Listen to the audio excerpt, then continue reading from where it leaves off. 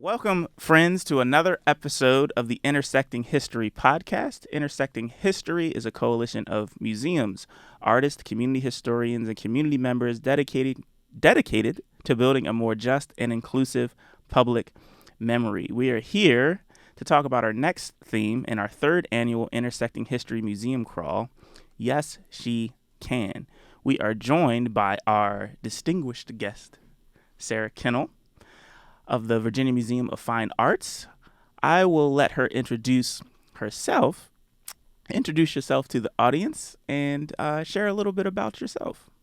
Well, I'm so pleased to be here. My name is Sarah Kennel. I'm a photography curator at the Virginia Museum of Fine Arts, and I have been there for 2 years. I've actually worked in a couple different museums, including the National Gallery of Art, Wow. just up the road in Washington, D.C., and the High Museum in Atlanta.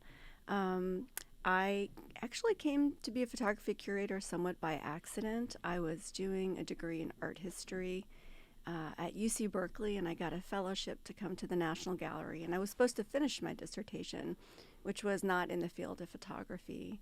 And instead, I ended up with an internship in the photography department. And I just kind of stayed on and taught myself the history of the medium while working.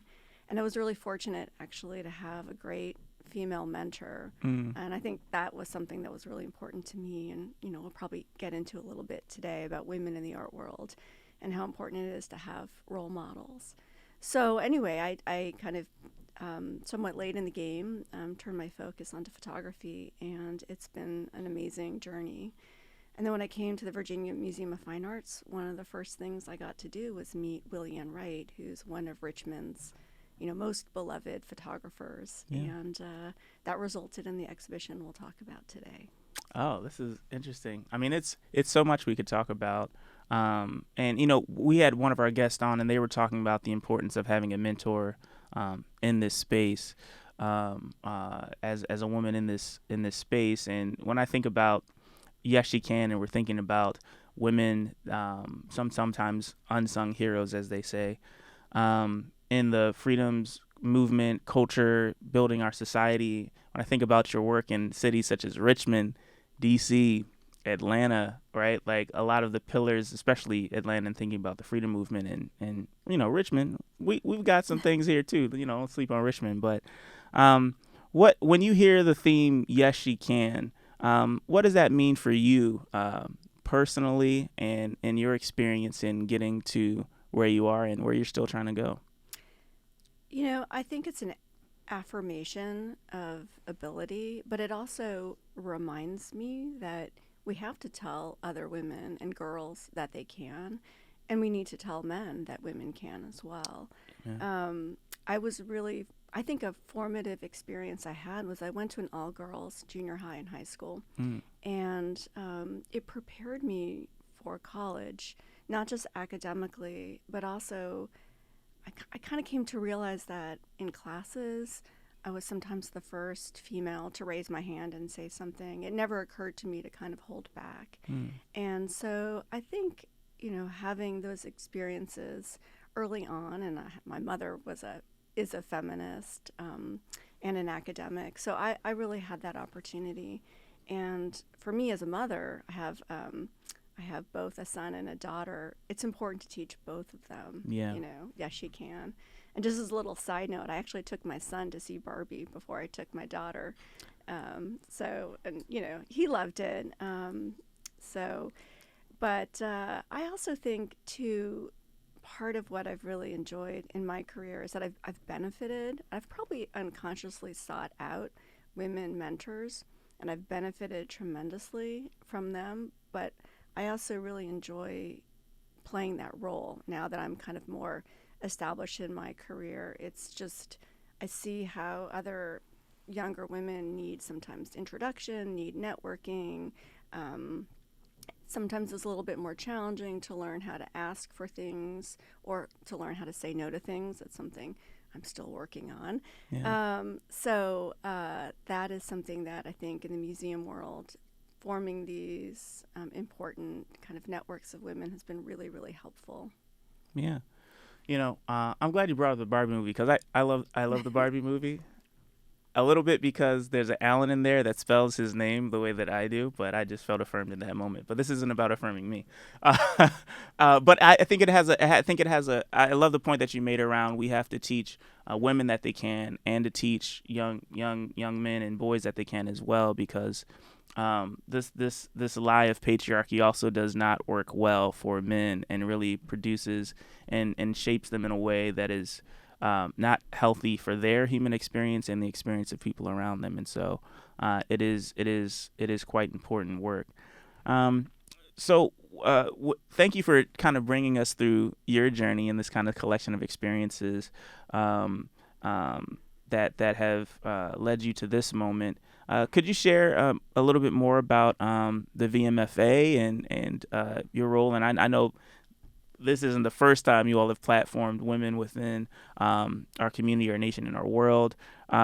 What is kind of the commitment of the VMFA to platforming and telling the stories of women, and also what can people expect to see from the VMFA for the Yes She Can museum crawl? Well, one of the reasons why I was so interested in coming to the VMFA, I hadn't been looking for a new job at all. Yeah. But I really was inspired by their strategic plan, which they set out a number of years ago, which was to make the museum more inclusive, and particularly with the representation and acquisition of art by African Americans, building the collection of African art, but also a commitment to inclusivity around gender, both with what you see on the walls, with the exhibitions, but also, of course, within staff itself, and how we work with the people we serve, which is the public. So I've seen that my colleagues, in particular in modern and contemporary art, are acquiring incredible works by women and really bringing in a lot of important perspectives. In terms of the museum crawl, the VMFA currently has an exhibition open that I curated, and it's entitled Willie Ann Wright, Artist and Alchemist, and it celebrates the art and life of one of Richmond's most beloved photographers, actually painter photographers. And she's 99 years old. Oh, wow. She was born and bred in Richmond, spent a little time outside of Richmond, but then basically came back here in the 1950s and had always loved painting, but was married, had 3 young children, and decided in her mid-30s to start a graduate program at what's now VCU, but it was the Richmond Professional Institute then. And she first emerged as a pop art painter and then turned to photography and continued making work well into her 90s. So this exhibition celebrates both her painting and her photography career. One of the wonderful things about the museum's commitment to artists in Virginia and women artists is it's not just about showing their work and acquiring it, but we also acquired Willie Ann Wright's archives. Wow. And in going through her archives, what really came out was her own commitment to women and to kind of celebrating women artists in the 1970s. So she really is a kind of icon. I knew that a lot of her art focused around women and women's experiences. Her early paintings that she did in the 1960s and early 1970s often focus on Diana Ross and the Supremes. She loved, popular culture and music. There's a painting also about football. And then in her photography work, she uses women as models. She did a whole series on pregnant women. Wow. And, pregnancy is not something that many artists really treat. Motherhood, plenty of pictures of mothers and kids. And she was not interested in depicting motherhood so much as the impact of kind of pregnancy on women themselves. So the art was really full of references to women and the culture of women. She worked with many women. She mentored many women. But what was really interesting to me, too, was to find out that she wrote her master's thesis on the image of women in 20th century art. And starting in the early 1970s, she began giving lectures all around Virginia on the history of women artists. So she gave one lecture on kind of the general history of women artists from the Renaissance to the present.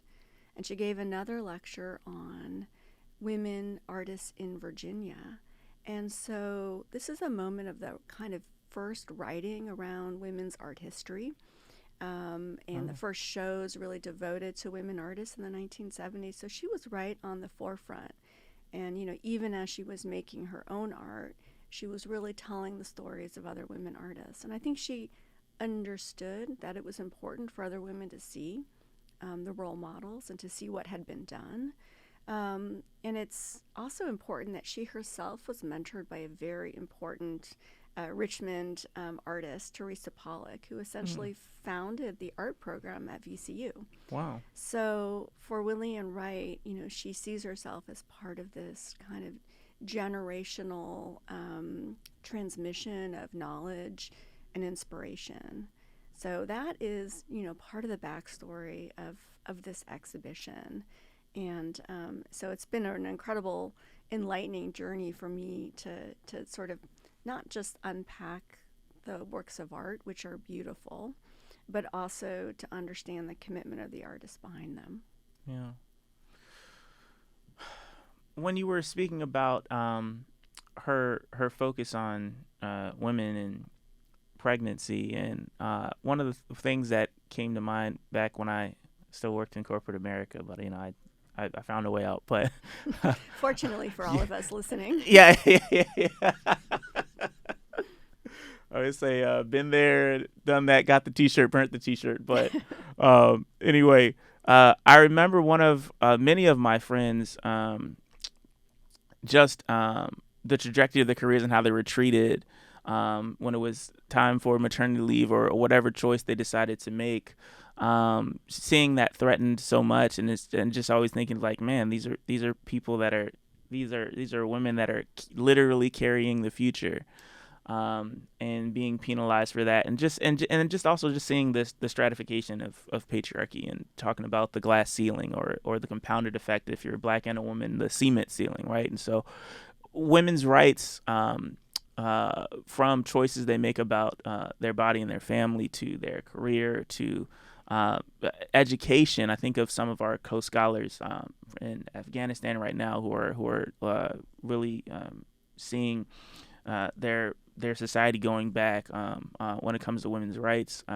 What is the importance, kind of zooming out of Yes You Can, and exploring stories like you've shared and perspectives like you shared around women in society in our time today with the multiple challenges that are facing women's rights? Well, I think there's a couple points that maybe emerge from the work I've done on this exhibition. One, I keep thinking about what it was like for this young woman in 1960 who was a mother of 3 young children to decide to go and get a master's in master's in painting. She was, you know, probably a good 15 years older than most of the students. Yeah.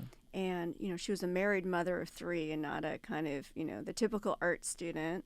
Yeah. And so she did something that went against convention.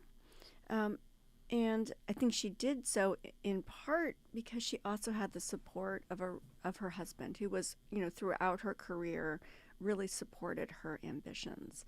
So, you know, I think I alluded to this earlier, but I think it's really important for men to understand that the success of kind of a society as a whole depends, you know, on both genders supporting each other. Yeah.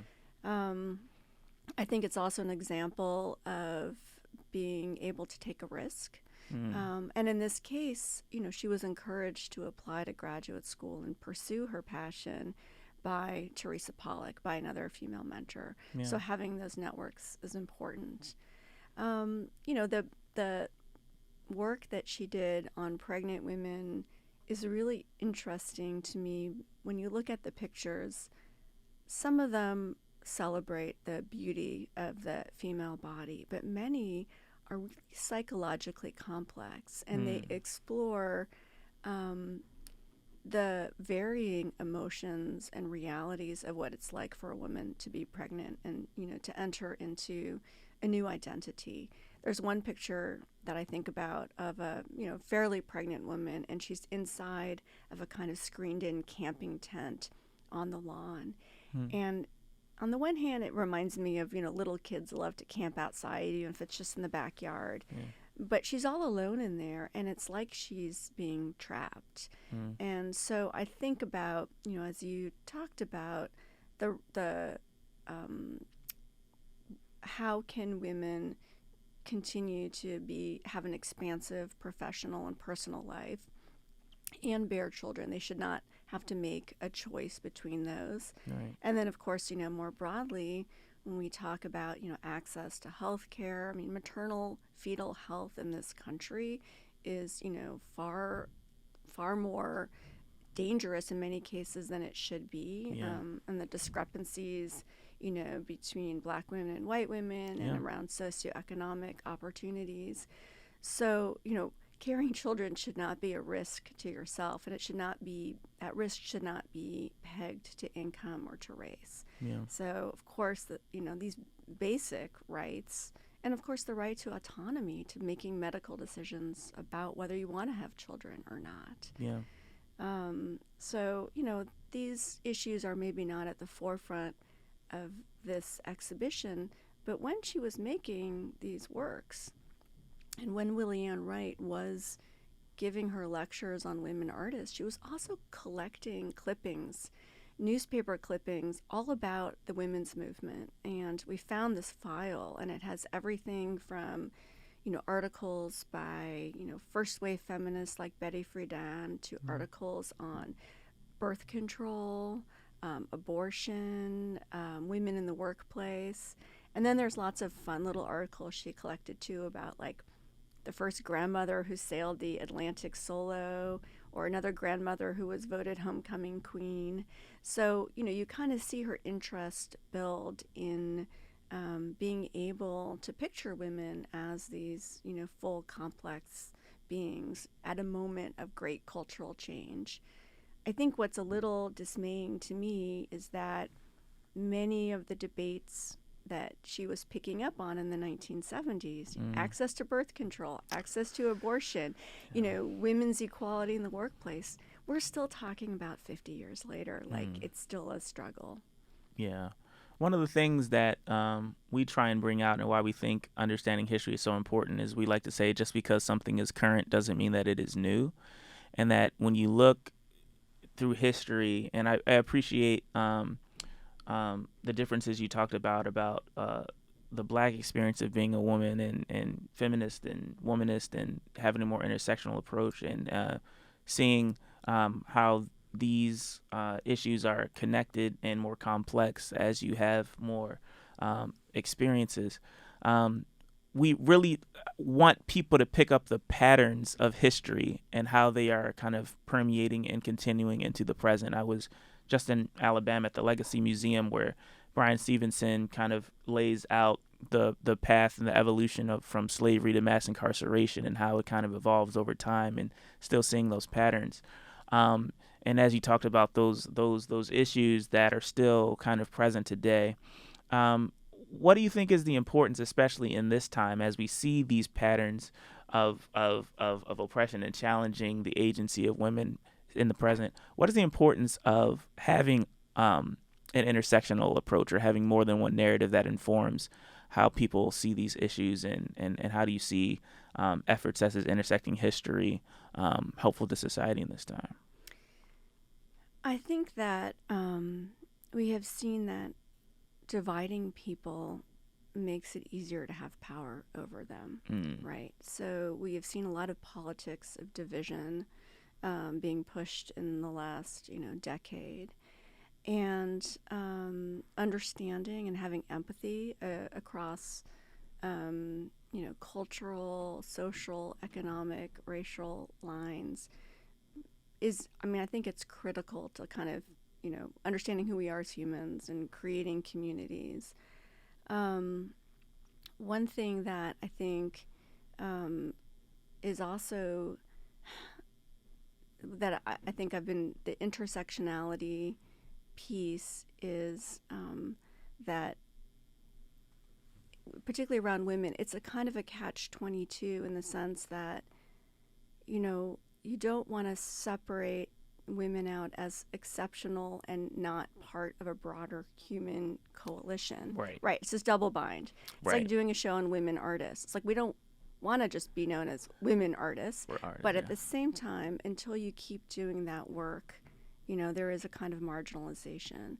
So I think the intersectionality sort of helps overcome some of that marginalization and divisions that can be pushed by people who are not interested in, human progress. Yeah. I think the other thing is that we're at a moment where it seems challenging to have civil discourse, right? People are in their echo chambers and feel that they cannot communicate with people who seem different from they are. And without an ability to talk to each other, and particularly without empathy, I don't really have a lot of hope for progress. Yeah. I do think that one of the roles of art is empathy. It is a kind of creation, a willingness to engage with an experience that's not your own, but that you can imagine, to engage with people, makers, their experiences, to come together in a space with people that you don't know and have the same experiences. So for me, one of the great things about, museum is that it's a place where kind of the potential for radical empathy and thus also, intersectionality is possible. Yeah. Yeah, I mean, we're getting into using art as social change and developing some programs around that. But really, I think art helps us to examine, like you said, this. Sometimes people are already programmed on how they want to view something, and art has a way of speaking to the spirit that can bypass kind of all of the ways our minds have us limited, and can really help us to envision and imagine a narrative of the future where we all can be seen. Are there any, before we close, would you like to let our listeners know of anything else that the VMFA is doing within community that people might be interested in attending, or any closing thoughts? Well, there's so much going on. So this weekend is the opening of Dawood Beid's show Elegy, and that is an incredible trilogy by one of the most important contemporary photographers and now filmmakers working today. And Elegy is a photographic and filmic exploration of the sort of passage of and experiences of and from the Richmond, from the enslaved Africans arriving in Richmond all the way to seeking freedom sort of through the Underground Railroad. It's a 3-part exhibition curated by my colleague Valerie Cassell-Oliver. Yes. Yeah. So, and I just had the opportunity to see it, and it's so moving and it's so powerful, but I think it's also really, it's going to speak to a lot of people in Richmond. Yeah. Because the realization of so many people who were brought enslaved and chained through Richmond onto the trail of the enslaved, and then from here to, plantations throughout the South. It's a tragic and sort of painful story, although the arc of the exhibition also opens up to a future of possibility and hope. It's incredibly moving. I think it is, speaking of sort of works of art that sort of offer an opportunity for communion and empathy and, really deep thinking. So I encourage people to come see that alongside Willie Ann Wright. 2 different artists, both kind of exploring photography. And then there's lots of other, contemporary installations up that are worth seeing. And then there are lots of, we have talks, we have somebody coming to give a talk, and late January on women pop artists, and that will be on our website. There's always the jazz on Wednesday and the parties on Friday. Yeah. One of the things I love about VMFA, actually, one of my favorite things, and I've worked in a lot of museums, it's the only one where you walk out on a Wednesday, Thursday, or Friday night, and you feel like it is the center of a community. Like, people really come to use the museum as their own. It's a place for everybody. And I think that spirit is really also what excites me as a curator, because we want to think that the work that we do is engaging and touching people. And, we also like feedback when it's not, so we can figure out how to do our jobs better. Yeah. That's super exciting. I'm definitely going to check out that exhibit. For those who are listening, when this gets posted, it might not be this weekend, but what's the opening date, and when can people see that? So Dawood Bey's Elegy is opening on November 18th. Okay. Thank you. So if you're hearing this after November 18th, be sure to go out there. A very special shout out and thank you to Valerie as well. She was one of our speakers for the community conversation and has been with a lot of our Intersecting history programming, from our collective journeys to our museum crawl. And so thank you so much for sharing the work that you're doing and lifting up this important history. I can't wait to go and see. I'm probably going to go before just because I'm excited and I'm a nerd. But, I'm glad that you all will be featured for our museum crawl on the 28th, January 28th. And our community conversation will also be January 25th. And so for those who are listening, please support the VMFA and the great work that they are doing. Come check out these dynamic exhibits. And be sure to join us for our 3rd annual Intersecting History Museum Crawl. My name is Allan-Charles Chipman of Initiatives of Change. And thank you for listening. Let's make history together. Peace.